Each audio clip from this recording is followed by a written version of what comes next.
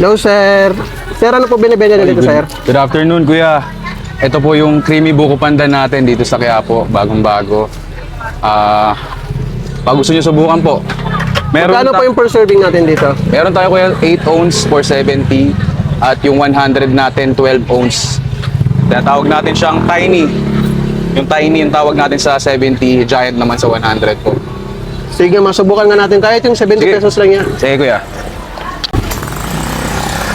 So, balita ko, kaka-open nyo lang dito, kuya. Opo, halos 5 days pa lang po kami. 5 days pa Dito sa branch natin na to. Pero yung sa Marikina namin, yung kauna-unahang branch namin doon, halos 2 months na rin tayo operating.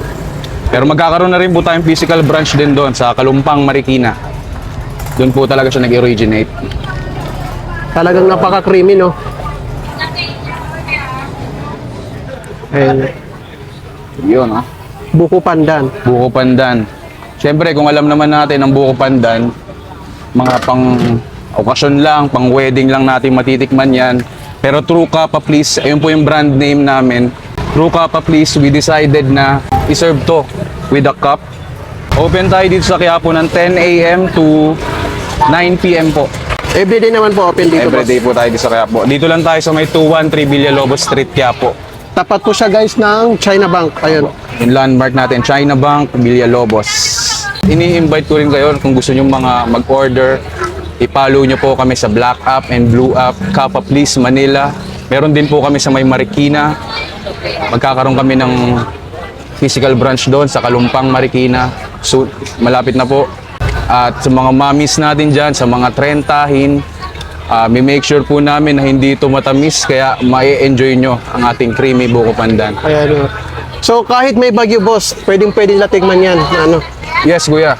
Any time of the day, pwede nyo matikman. Kung trip nyo kumain ng malamig na dessert, Kahit no? malamig na buko dessert. pandan lang malakas. Sige Sige, po. boss, try natin yan, boss. Thank you, ah. Ayun, no? For only 70 pesos yung ganito klaseng baso. 8 ounce. Try natin.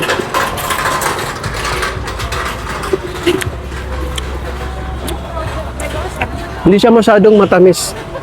Tapos sobrang dami ng kesal nilagay ni Kuya dito. Ayun, no?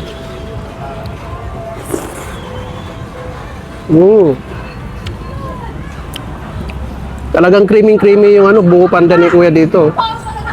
Wow.